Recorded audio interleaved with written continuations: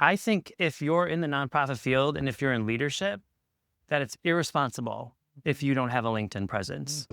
Welcome to another episode of Chief Influencer. I'm your host, Anthony Schwab, co-founder of Social Driver. Let's face it, Washington is the center of influence in the US and arguably in the world. Chief Influencer features leaders who have figured out how to break through in today's fragmented and fast-changing environment. Social Driver teamed up with the Communications Board and the George Washington University College of Professional Studies to recognize these incredible leaders as chief influencers and highlight how they inspire and influence others. Welcome to a very special episode of Chief Influencer. I'm Anthony Schwab, your host and co-founder of Social Driver, and I'm really excited to share this with you today. We had an event in person. It was a nonprofit leaders power breakfast in partnership with PNC Bank, and the energy in the room from this event was just incredible. I wish you could have been there. But I'm really passionate about helping leaders leverage the power of their personal brands to support their missions. That's what this podcast, Chief Influencer, is all about. So we brought together a panel of 5 really amazing chief influencers, all CEOs of national nonprofits, to talk about how they do this. So in a moment, you're going to be a fly on the wall at that event. You'll hear me kick things off with some key lessons that I've learned from interviewing over 100 now chief influencers. And then you're going to hear from our amazing panel. Steve Schwab, CEO of the Elizabeth Dole Foundation, Jean Accius, CEO of Creating Healthier Communities, Katie Schubert, CEO of the Society for Women's Health Research, Jennifer Sirangelo, CEO of Points of Light, and Lidia Soto-Harmon, CEO of the Student Conservation Association. We're getting into the real return on investment that each of these CEOs see for their organizations and how they balance authenticity with professional messaging. How they, as busy CEOs, actually make time for their personal brand and, posting and commenting and liking on LinkedIn. So whether you're somebody who's already really active with your personal brand or your LinkedIn, or, maybe you're still trying to find that password because you haven't logged in for a year, my hope is that you will come away from this episode and hearing this panel with some ideas and inspiration that you can use to take just one step forward wherever you're starting your journey. So let's get into it, and welcome to the Nonprofit Leaders Power Breakfast. So my name's Anthony Schwab. I know so many of you, but I'm the co-founder of Social Driver, and we're a marketing and communications firm in Washington. We are people-centered, digital-focused, and one of the things I'm really passionate about is helping leaders leverage the power of their personal brands to support their missions. And so when we put this together, we said, let's call this a power breakfast because, 1, we're going to start early, so that seems like a good, nice way of saying early. 2, where would the community be without the power of nonprofits, right? Nonprofits power this community, and we really need to celebrate them. It's a tough time for nonprofits. Also, we're going to have some really powerful people in the room. A lot of CEOs, a lot of C-suite here that are doing amazing things. So thank you for making time. We're going to make it valuable for you, and I'll tell you kind of how we're going to do that today. And then lastly, what we hope that you will leave with is this sense of how you have the opportunity to leverage the power of your personal brand. One of the things I've found, I partner with George Washington University, and we have a podcast. It's called Chief Influencer. And you're going to hear from 5 amazing chief influencers today who we featured. And one of the things I've learned in interviewing over 100 of these folks is all of them have a title that someone else had to decide it was worthy of them having, right? A board hired them to become chief executive or whatever their title is. But only they can decide to be a chief influencer. They have to embrace that they're going to build their personal brand, and they're going to use that personal brand as a way to advance their organization's mission. And so what we're going to leave you with today is hopefully some ideas for how you can leverage the power of your personal brand to support your mission. Many of you are employed by nonprofits, lead nonprofits. Some of you are on boards of nonprofits and work in the corporate world. Some of you actually do many of those things together. So that's what we're going to try to leave you with. In terms of the agenda today, here's what we're going to do. I'm going to just share a few lessons up front that we've learned from chief influencers. And I'm going to just show you, it's mostly going to be showing exactly what the folks on this panel are doing with their personal brand. We'll also make these slides available later because depending on where you're sitting, you might not be able to read everything on there. So they'll all be available to you if you want them. And then our panelists are going to come up and we're going to have, I have some questions for them, and we're going to let you ask them questions. So that's our agenda for today. I mentioned how great a job Sonia does. So one of the things I just loved seeing on her, this is her LinkedIn presence, which is incredible. Follow her, connect with her if you don't already. But one of the things we can see is she's listed out her volunteer work with nonprofits like Northern Virginia Family Service, Girl Scouts Advisory Board, Leadership Greater Washington, And I think it's so important that when we are putting our digital business card out in the world, that we make sure people know what we're doing in the nonprofit world. And then you see her out there celebrating, posting pictures, sharing kind of a backstage pass into her experience and the way that she shows up for nonprofits and the way PNC shows up. And when you dive into that and you click the likes and you click the comments, you see people at those nonprofits thanking her, engaging in conversation, saying, oh, it's been a while, let's get coffee, right? Using it as a way to complement that in-person relationship. And you see her out at the ball game, and you see her, Lydia's actually in one of these pictures. You're in a lot of, you took that picture? I hope you got a photo credit, yeah. And you notice this blue text, again, you probably can't read all of this. Sonia's doing this thing that's so important. She's using the @ sign to tag Lidia. So then what happens, Lidia? You get that notification that says, Sonia mentioned you on LinkedIn. And then you know that you're on there. And then you know to like and to comment and to engage. And you're doing storytelling, but collaboratively, right? Storytelling isn't always just one person today. We tell stories together. And that's what you see here. So I have worked with a lot of leaders. And one of the things I find is that if a TV station calls, the CEO will drop everything. Their assistant will move their schedule around so that they can go do that TV spot, right? Because they know it's powerful to reach people. They also know you can't send a logo to stand in for you on TV. You have to send a person. So somebody has to be trained, somebody has to be ready to do that. But sometimes we get busy and maybe we kind of forget how the media landscape has changed. And if we think about our LinkedIn presence or our digital presence, those same CEOs that will move mountains to be on TV will say, I'm really busy, but we put it on the news on our website, or our company page shared it. Well, the lesson that I often have to remind them is, just like TV, you can't send your logo to do your job for you. A person has to be the spokesperson on social media, on digital media, just like traditional media. And we kind of forget that because, I don't know, I grew up, I did an internship at a TV station. TV was the end all, be all, the number one thing.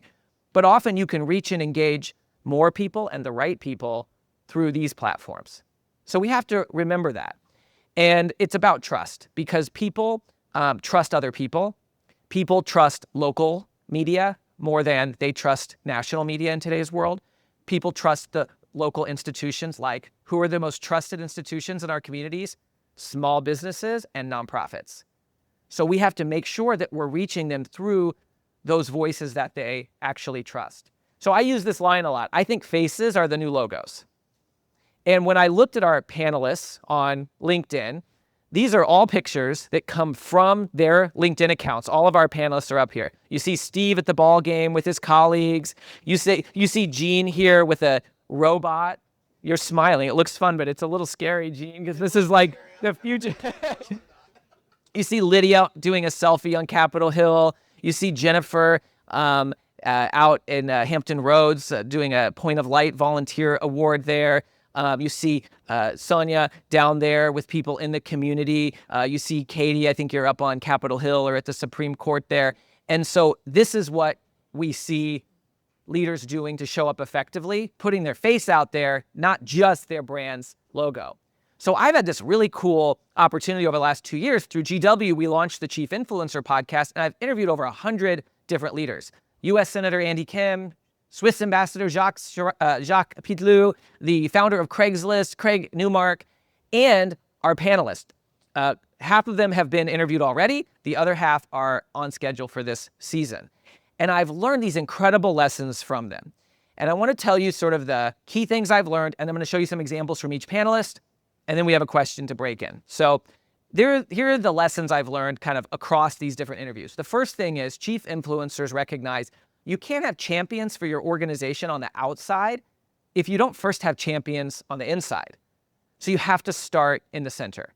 You have to figure out, do your employees, your board, your volunteers, do they know what you're doing? Do they know what you're out in the community fighting for? Because if those folks don't know, how are you going to reach the potential donors who haven't even supported you yet? So you have to start in the center.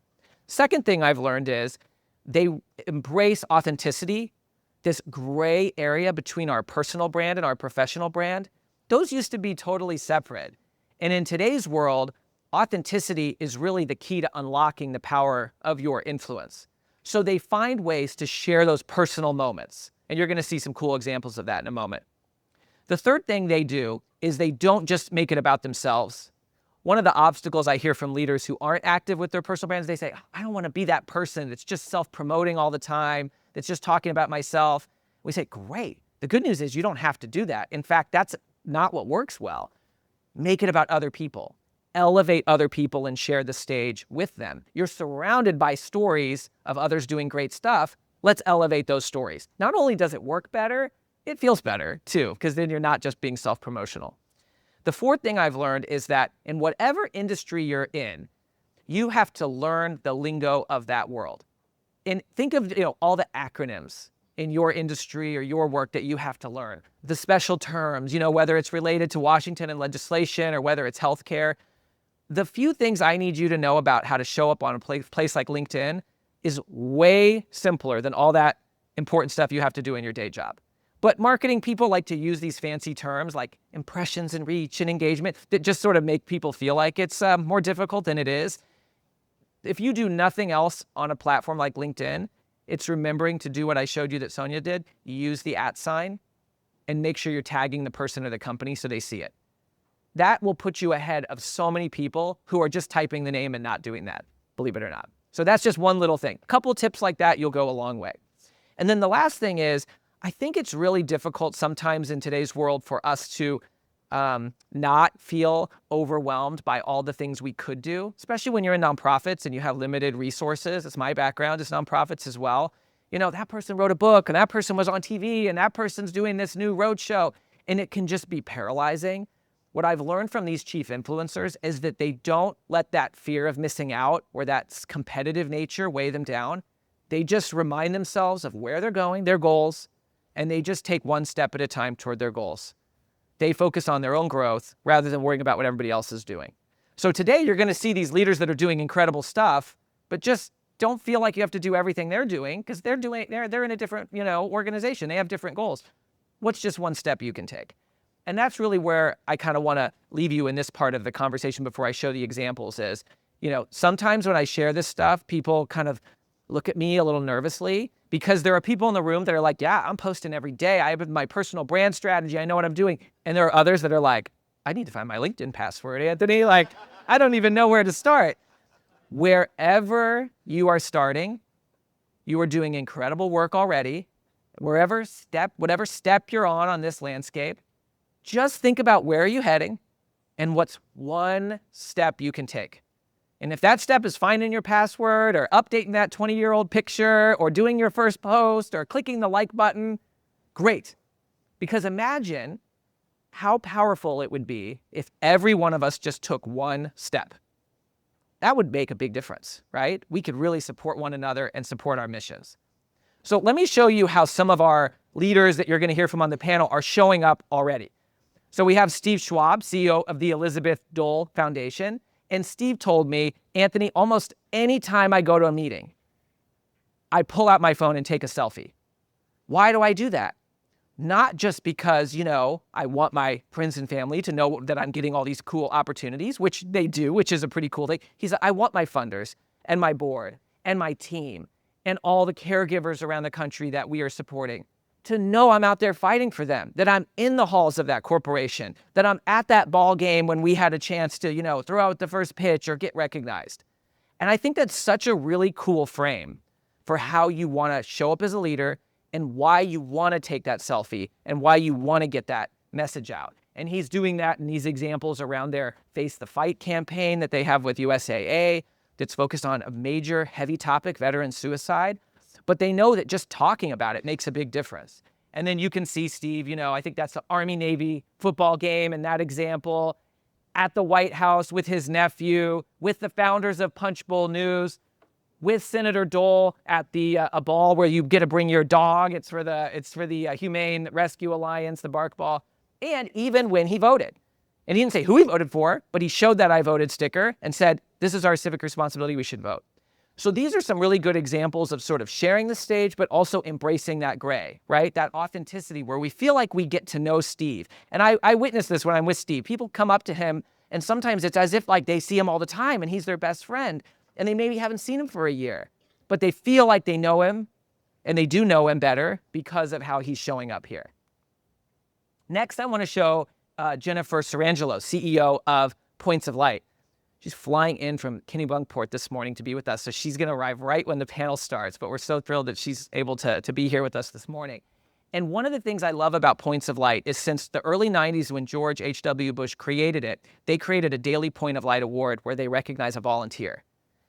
Think of that huge frame of volunteer. Volunteers could be anywhere, everywhere, right? And so there are all kinds of volunteers. And they've done that with press releases. They've done that since before we all had, websites and internet on our phones. But now she's amplifying those messages of the daily Point of Light in the digital landscape because everybody who gets that recognition, they want to tell that story that they were a daily Point of Light winner. And she's amplifying that. Here she's on the USS George H.W. Bush with some service members, and there you can see another example. And you see people who she met there commenting back saying, Jennifer, thank you so much for coming. This meant so much. We really appreciate what you're doing. This is inspiring us to be more active as volunteers. So you see that effect that it makes. And one of the things that I think is really important is that Jennifer is also expanding her thought leadership, resharing videos when she's on the news to make sure she gets that on social media, writing an article saying you're the game-changing factor this year, and doing a long-form article on LinkedIn and on their blog. I talk a lot about LinkedIn because it's such a trusted network, so I like to focus on it. And then look what I found is, her with Steve Schwab here. And you can see her tagging Steve and Senator Dole and that interaction between them. So I love seeing the chief influencers when they're together. That's pretty cool.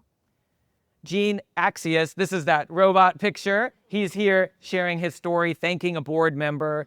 He was at this mind-blowing, immersive summit on AI. And I think just showing how his organization focused on creating healthier communities is learning about innovation and technology. And then again, you can see in the comments there, people saying, it was so great to meet you there. Thanks for showing up, and people engaging with him and his work. One of the things Gene does really well too, that's an important tip for all of us is sometimes we don't have time to write our own post, but there are other posts out there and we can repost them, right? But when you click repost, it gives you two options. Do you want to just repost it, or do you want to repost with your thoughts? And these are both examples where Gene has reposted with his thoughts, where you basically write your own commentary at the top. So it's kind of a hybrid, but what a lot of people don't realize is on LinkedIn, that amplifies the post more. It creates a brand new post, and it shows it to more people in your network when you do that. And so I noticed Gene does his own post, and he does that, but he's using this best practice as well. And that's one example from Justice and Aging, and then another from his company page, from the CHC page that you're amplifying. I met Lidia when she was with the Girl Scouts, and we met, and you gave me the selfie with my CEO patch, and we took a selfie together that you shared. And if you look at Lydia's social media, you see so many people out there taking selfies with her, that she's taking selfies with them to get that. Now, you were doing that for years. I mean, like before, practically when the word selfie was new, Lidia, you were a pioneer of the selfie. And so you can see examples, one on the right there from when she completed her tenure at Girl Scouts with that patch. And then here, her doing it in her current role at the Student Conservation Association, this guy doing a handstand in the front. So you bring a lot of life and energy to those. The other thing I noticed about Lidia is that notice these words I've circled: thank you, grateful. People always say, well, what do I have to share? Start with, who can you say thank you to? What are you grateful for? And that comes through so much in the content that you share. Thank you, grateful. There's always somebody we can be grateful for. And then I want to share Katie. Katie and I met through the National Health Council, and her work is really centered, a lot of it is around advocacy. And she is activating people in the policy community. She's out there, sharing research about women's health to make sure that folks who are writing laws and enforcing laws understand that. And Katie has done such a good job of galvanizing that community and taking something that's really difficult sometimes, the work in Washington, for people to understand, and making that relevant across the country and the healthcare world. And I also like, and I didn't put the clips into play, but you'll talk about it on the panel, Katie. Katie does a great job sharing video. On the left, this is just a first-person video from her iPhone that she's just informing us about what she's doing and what the society is doing. And those perform really well. LinkedIn is prioritizing video. And I know it can be scary sometimes to get that phone out and record it, but I encourage you to check out Katie and how she's doing that. And then this is an example where she was interviewed and she's resharing that video. So sometimes it doesn't have to be your own original video. And later I'm going to ask you to talk about that, how you found a little hack to take your Instagram video and reuse it on LinkedIn, which was, I think, a really good innovation. So some of these lessons that you've seen today, you're going to hear more about from the panel, but these are what I've learned from over 100 interviews with these chief influencers. They start in the center because you know you have to have champions on the inside before you can have them on the outside. They embrace that authenticity, that gray area between our personal and professional brand. They don't just make it about themselves, they elevate others, sharing the stage with them. Just like they have to learn the lingo in their day job, they learn the lingo of a platform like LinkedIn, and they use that @ to tag people. That's the number one thing we can do. And lastly, they focus on their goals and they take one step at a time. This episode is brought to you by the George Washington University's College of Professional Studies. With in-person and online programs ranging from master's degrees in public relations strategy to certificate programs in digital communications, GW offers more than just the credentials to help working professionals get ahead. It prepares them to be leaders in their field. Check out cps.gwu.edu for more information. So just by way of introduction, starting from the far end here, we have Steve Schwab, CEO of the Elizabeth Dole Foundation. Yes. We have Gene Accius with Creating Healthier Communities, CHC. We have Katie Schubert from Society for Women's Health Research. We have Jennifer Sirangelo from Points of Light. And we have Lidia Soto-Harmon from the Student Conservation Association. Thank you all for making time to be with us. All CEOs from incredible national nonprofits that focus on different things, and they are all passionate about using their personal brand to support their organization's mission. And that's why they've all been recognized as chief influencers, and some have already been interviewed, and the others are going to be interviewed this season. So check that out. Okay, so to start, I want to just go down the line and ask each of you this question. You've each focused on building your personal brand, especially on LinkedIn. Do you see a return on investment for your organization, and what is it? And let's start with you, Lidia.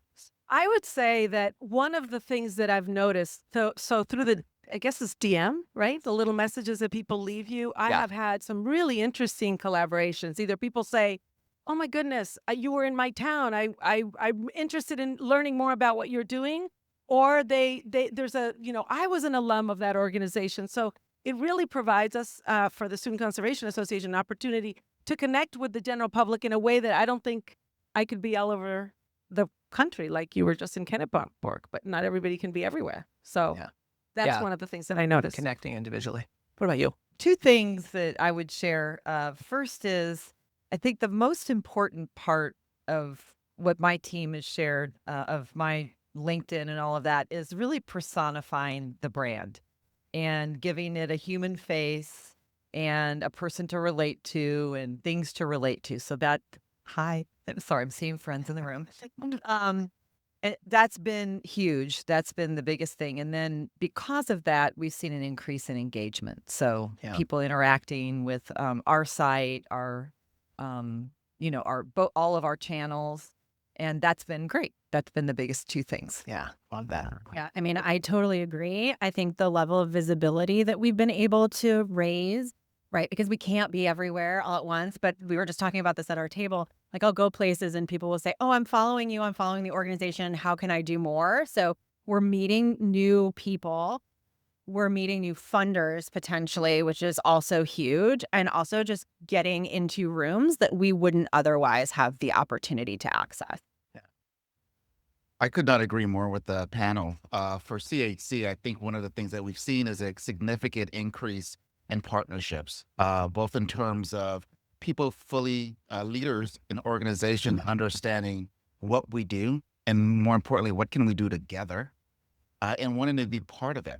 And I think that through the opportunity to be able to use the platform in a way that advances the mission of the organization, amplifies the brand, and to be able to tell that story, and equally important, how can you get involved and be part of that story, I think has been extremely beneficial, both in terms of not just the impressions and all those metrics, but equally important in terms of those cultivation opportunities and those partnerships. Short answer is yes, yes, yes. The question was, has there been a benefit? I think if you're in the nonprofit field and if you're in leadership, that it's irresponsible if you don't have a LinkedIn presence. We all have funders. We all have members of our community that our programs are impacting. We have a responsibility to those that are providing us support and those that we're serving to show them what we're doing to fight for them. As I was leaving the office last night, I had a DM from an executive at Samsung who noticed that I was talking or had been talking a lot about workforce development, which for a lot of people may not completely align with caregiving and military health. And that person reached out to me because they saw me talking about an issue that impacts my community in a consistent way. And I hope it's going to lead to, as it has in the past and virtually every week that I'm on LinkedIn, a new relationship with a potential funder. And one thing I would say, a big lesson I've learned over the course of my time at EDF is many of us limit what we talk about to sort of our little corners of the world. We get trapped in our mini ecosystems.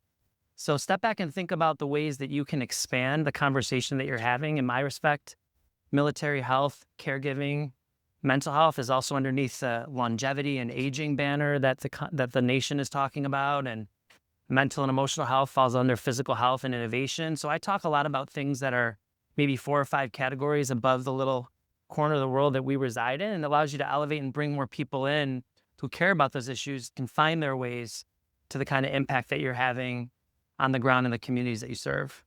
Yeah, so we're hearing some lessons of ROI from, sort of that grassroots community around the country to partners, to potential partners, expanding beyond your core issue area. And I think it's important, you don't have to do everything with your personal brand. You can pick one area of focus to really lean into. And you heard a lot of ideas already. Lidia, I'd like to ask you about kind of your personal brand and authenticity. You lead a youth-focused organization, and you did as well before with Girl Scouts. And I wonder, how do you balance the professional messaging and the talking points that your comms team gives you with showing up authentically? Because I know that can be sometimes a balance. My story is that when I was, and shout out to the new CEO of the Girl Scouts, Kim. So I was the CEO for Girl Scouts for about 13 years. And you're right, I was one of the early pioneers in the selfie movement. And so when I didn't know that I was leaving Girl Scouts, so I left in February, and that December, they said, Lidia, you're running out of selfie with the CEO patches. I said, oh, order 10,000. Well, as I was leaving, they're like, we're going to throw all these patches away because you're no longer with Girl Scouts. We can't give this out. I said, no. I'll take them with me.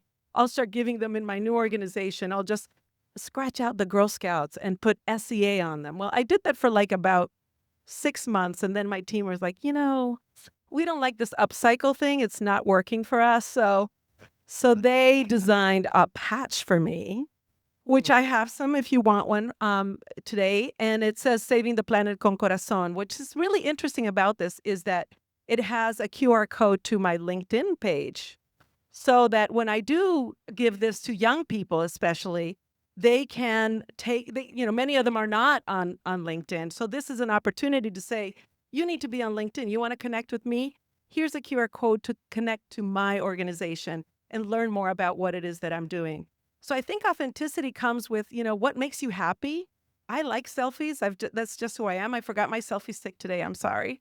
But I think that, being authentic with what, the joy that you find about meeting other people, sharing the message of environmental stewardship, sharing the message of, we're all people and we all care about each other.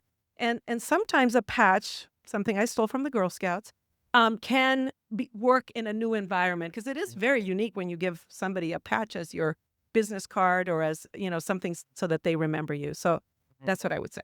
I still have my patch. I love that from years You ago. get a new one. Now I too. get a new patch. I get a second one.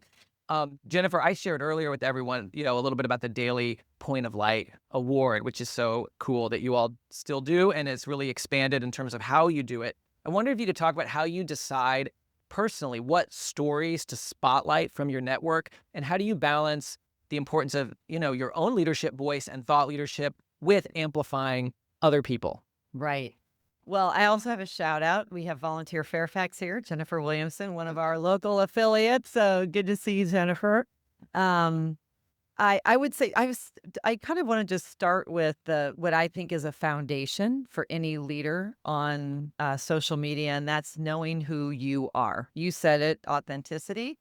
But in addition, I want to add on really being intentional about the persona you're bringing, what aligns with the brand, what's authentic to you, how you want to show up. It's not an accident. I learned that from great partners on my comms team over the years have taught me that. And I would start with that always. And if you're partnering with a CEO or you are a CEO, don't skip that essential step of beginning. Otherwise, when you're in a role like me or a number of us that travel a lot, the default can become a travelogue. Yeah. And that is not at all what is important about what I'm saying on LinkedIn or any of those things. So you have to know what it is you're trying to say and how you want to show up. As an example, I lead now a presidential legacy organization. That has a different level of responsibility than I've ever had before. I was in a youth organization before that, and I had to have a different kind of persona, or I showed up a little bit differently. So you have to be. I wanted to start with that foundation.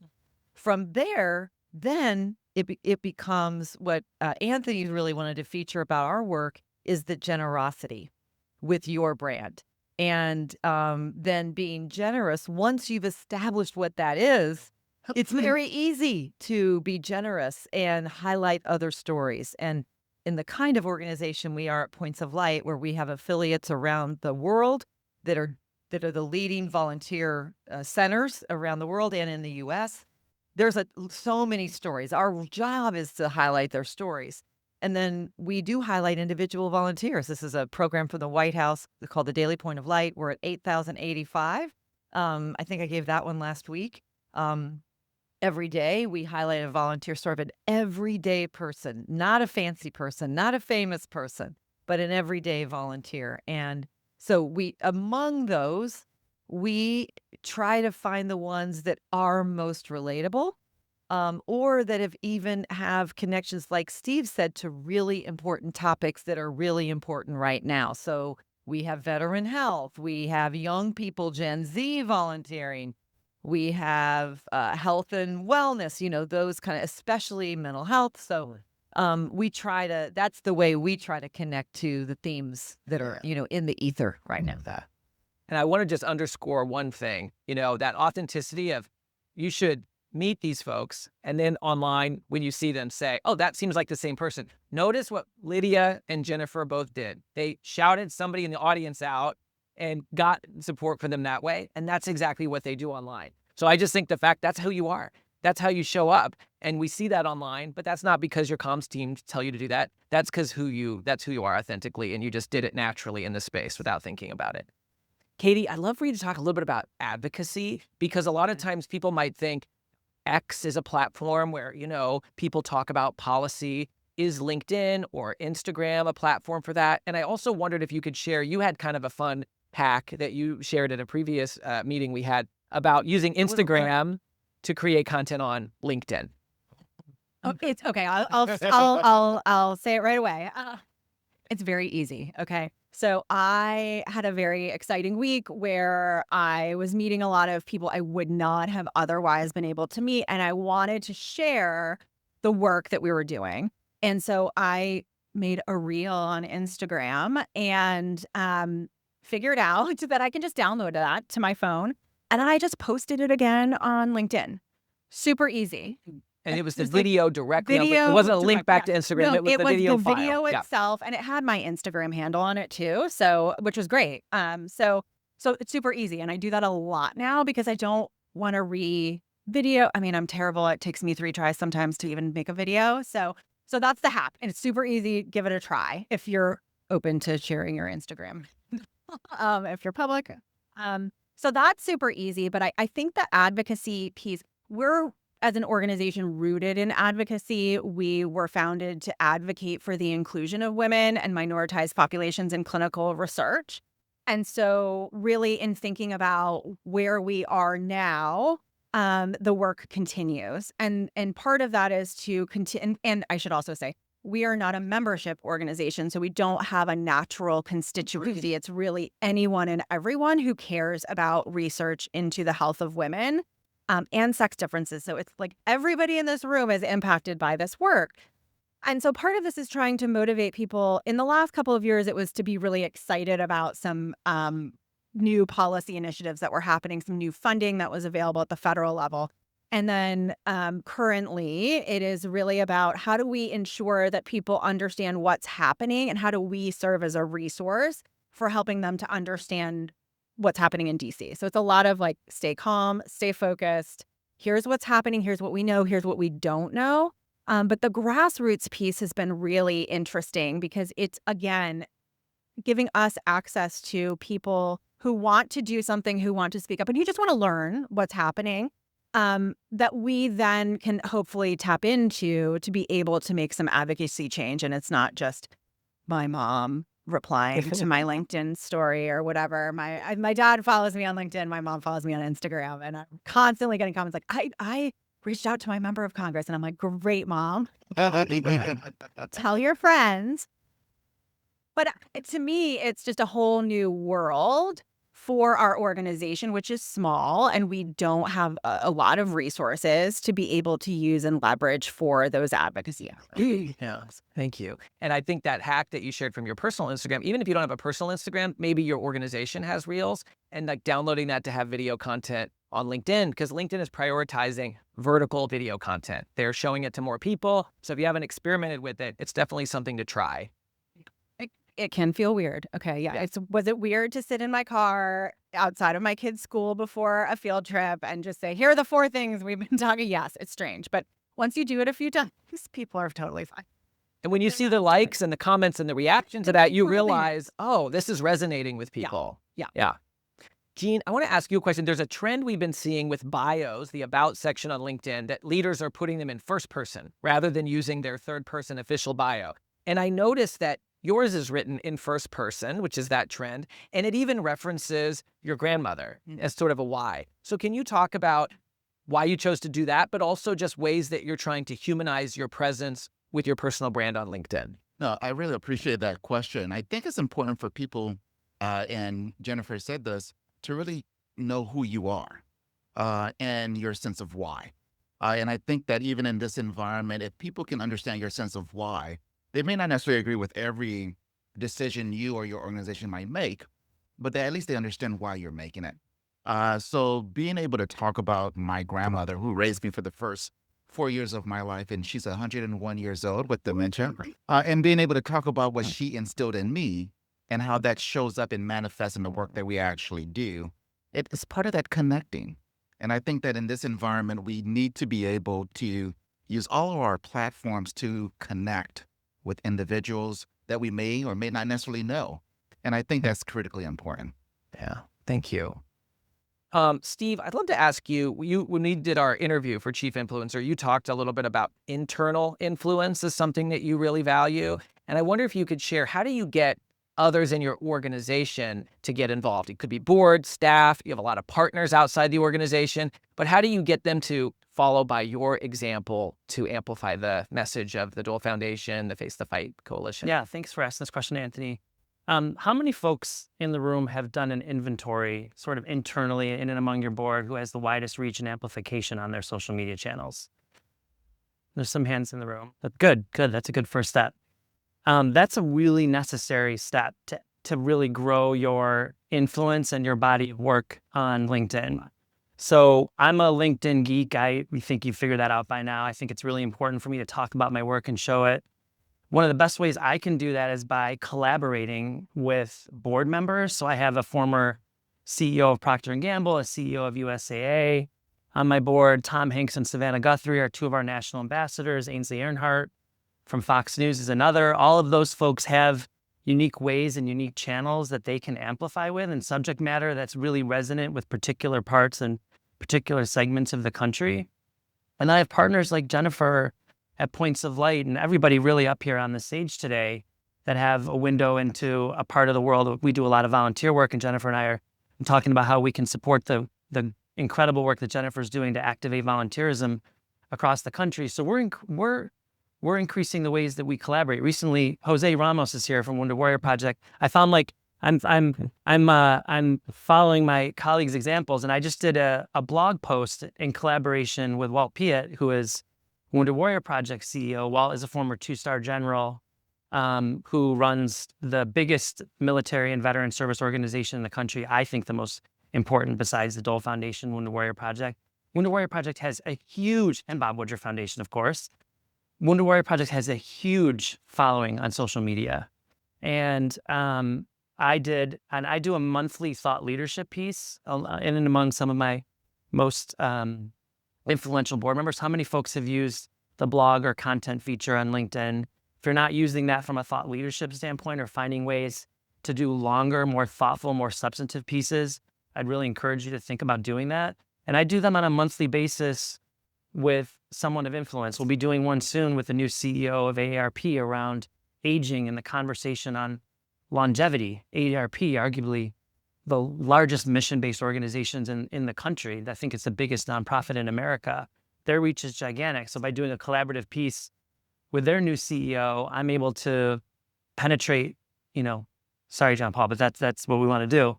Penetrate their following and show the collaborative work that we're doing with AARP. So it's really easy to do this stuff if you step back and plan. I know it sounds a little bit overwhelming and we're all busy CEOs, but if you spend time with your teams who are really adept at this and thinking about, one, who are the biggest influencers in my universe? Who are the partners and organizations that do social media really, really well? And who has a willingness to collaborate? You can really pick, a group that is easy to work with and easy to navigate and make an action plan for the next 6 to 12 months. One of the things I heard from one of the chief influencers we interviewed, which was such a great reminder, is people don't care how much you know until they know how much you care. That's right. Which is so true. I mean, and this comes through with all of your messages today. So we know that why, that's important. And yet the how does a busy CEO make time to do this? Because there are so many other leaders that say, this sounds great. I don't have time to do this. I'm overstretched. So I wonder if you could just go down and share any thoughts about that. So I know that a lot of people have teams who help them, and SCA also has a team, but I will say that I personally do most of the posts. My incredible executive assistant is here and she helps me as well. But I think that's part of the authenticity. Like, it should be coming from you. If somebody's drafting your messages and they're using ChatGPT, and let's remember the M- is a tell that you're using ChatGPT. Like, if they're drafting things that sound very generic and boring, it's not authentic. It's not who you are. So even if you're using those instruments, which can be super helpful, make sure that you're putting it in your voice, that you're making sure that it's yours. If not, it's just going to be really obvious. The way that I do it is I've already pre-written what I'm going to post right after this meeting. I already have the selfie that I'm going to post with it. For me, the immediacy is important. I know I've had my team sometimes say, oh, Lidia, it doesn't matter. You can do it a week later.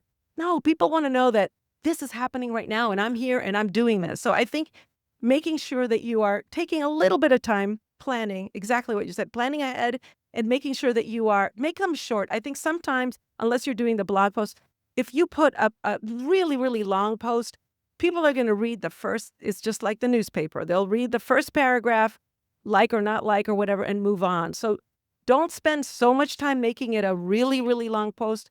Make sure that what you're saying is impactful. What is the quote from Mark Twain? If I had had more time, I would have written you a shorter letter. That's what we all need to do.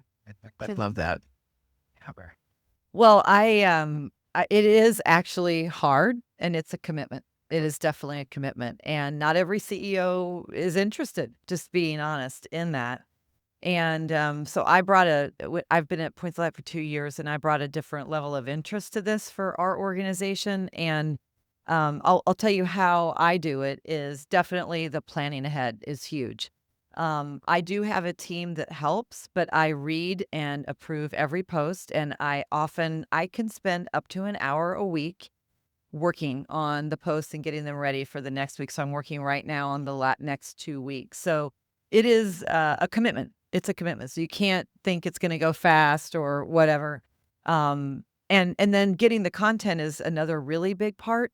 It's one of the things that I'm working on is the video and doing better at that behind the scenes, more behind the scenes things like that. So that has definitely when we look at the performance of what people are interested in for us at Points of Light, it's celebrity.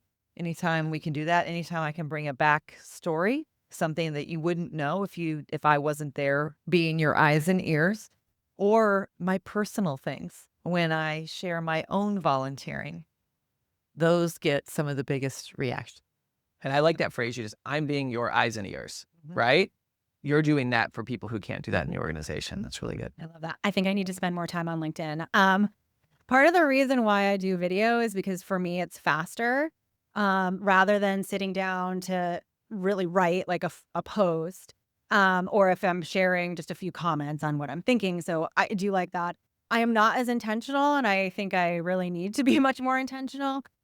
But for me, the app on my phone has been the biggest factor in actually doing it because it's just me. I have a comms director who does our organizational work, but I'm doing all of this by myself. So, in the morning, I open up the app and I do my likes and my comments, or if I know I'm traveling somewhere or at a meeting, always forget about the schedule ahead. I have done that before and I need to do that more. But really, if I'm at the airport, right after an event, I'm going to post then, just wherever I am when I have a minute that I maybe otherwise would be doom scrolling or I don't know, doing something I probably shouldn't be doing on my phone and giving myself a headache. So I am on it every day, but I'm not posting every day. I think that gets to be too much, but I'm probably liking something or commenting every day so that I'm still visible and also supporting others because that's the other piece is I want to support my staff. I want them to grow their LinkedIn presence, share what they're doing as brand ambassadors, right, for the organization. But I do think that planning piece is something I'm going to take away so that I build that time into my schedule just as I would plan to prep for events or meetings. It's should be baked right in there. And just to underscore something you said, Katie, you might log in and not post every day, but you're commenting and liking. Yep. You're being an active member of the community. And some people think, well, what am I going to post? You don't have to post anything. You can log in and comment and like, and that can be a really successful way to engage your network. That was for me because I remember sitting and feeling very overwhelmed about how do I even do this? This seems like a lot of time, a lot of effort. But once Anthony, you're giving us all permission, right? To just one thing. That's all you have to do. And then it can build slowly. I also am a victim of the fear of missing out situation where I'm like, everybody else is doing things way cooler. How are they doing this? How did they get named to how did their organization get named to this? Yes. So it's like, let's turn it into a positive. Like, who cares? Focus on the mission, focus on what you can do and what it is that you're supposed to be doing there versus everybody else. I just want to just double down on that in terms of you don't have to post every single day. Actually, it's not a good idea. We touch about 5,000 nonprofits across the country, all focused on addressing the barriers to health and really trying to elevate those stories in terms of exactly how do you scale for impact and how do you actually change systems so people can actually have better health outcomes. So for me, if you could imagine trying to post every single day and every single story, that would just not be a very good use of time, nor would it be actually effective. I do think that starting from where you are is critically important. And I could not agree more in terms of using your own voice. I actually love to take the time to kind of think through what am I trying to convey? And how does that actually connect back to the mission? So the points that you made earlier, Anthony, that it's not necessarily about you and it's important to kind of share the stage, right? Whether it's about our organization at CHC or someone who wrote a very interesting piece that kind of connects to our mission, share that stage and maybe kind of help amplify that. I think the whole purpose for leveraging these platforms is to try to get people to think and see things differently or to do something. hopefully do something that's positive. So the two biggest reasons leaders typically don't post on LinkedIn is the time excuse and discomfort, because people think it's self-promoting. And we've talked about why that's really not the case. I think we should be across the line now that doing this is good for our mission. It helps our community, and it absolutely helps you find new partners. So for those of you that need to get over those hurdles, get over them. And I'll tell you a quick story. I had a conversation last week with a Fortune 50 CEO who's a big supporter of my organization, new to his role, a financial services institution, not PNC Bank, Sonia, you guys get it here. And he's coming into his role. The former CEO had a really significant LinkedIn presence. And his disposition was, that's just not my thing. And selfishly, we do a lot with that company, and in particular, the CEO collaborating on LinkedIn. So I had a selfish interest to convince this individual that they needed to do that. So what I did is went back and found examples of where the prior CEO's presence and personality and personal brand forwarded the mission of the organization, interacted with the customers, probably led to revenue and community impact. And once their team and I were able to put that together and bring that to the CEO, it literally changed his mind overnight, because he can see the proof, the formula, the connection to impact and to customer. And some people are still learning that. Some people are still not seeing that social media. Some people think social media is destructive and contributes to some of the ills in our society, which may be true in some respects.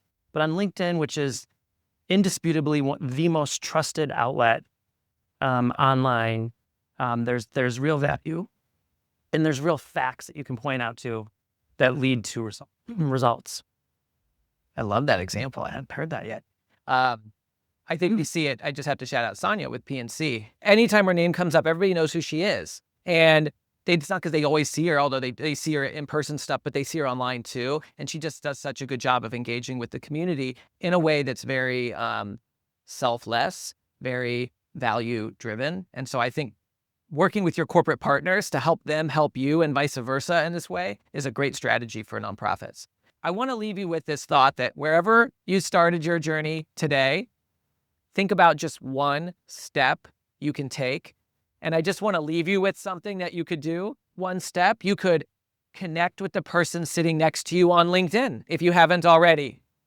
You could find a post to like or comment on.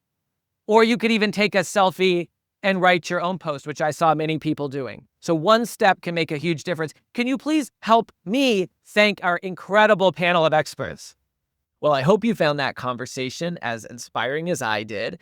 A huge thank you again to our incredible panelists, Steve, Jean, Katie, Jennifer, and Lidia, for sharing so generously with our community. For me, the big message is this: people trust people. And in today's world, faces are the new logos. We heard time and again that building your personal brand is not just a self-promotional exercise. It's really a vital part of advancing your mission, helping your funders and your community see that you're out there working for them. I loved Steve's story about convincing a top CEO to embrace LinkedIn by showing the proof of its impact. I was inspired by Katie's commitment to making videos, even when, it can feel a little awkward at first. But it's faster, it works, and she's really mastered that. How great was Lidia's story about her saving the planet one selfie at a time patch, and how that started with the selfie with my CEO patch with the Girl Scouts. We learned so much about authenticity from Jennifer's point about being intentional with your persona, and Jean's advice to share your personal why, like the story of his grandmother in his LinkedIn About section, to forge a genuine connection. That hit home with me as well. So as we close out, I want to leave you with the same challenge I gave to everybody at the breakfast. What's one step that you can take today? And feel free to reach out to us at Chief Influencer or to me, Anthony Schwab. I'd love to hear what you came up with. Chief Influencer is a production of Social Driver. We help clients transform complexity into clarity with people-centered strategies. Whether you're looking to elevate the influence of your brand or of your leaders, check out socialdriver.com to learn more. For show notes or to nominate a guest, visit us at chiefinfluencer.org or follow Chief Influencer on LinkedIn.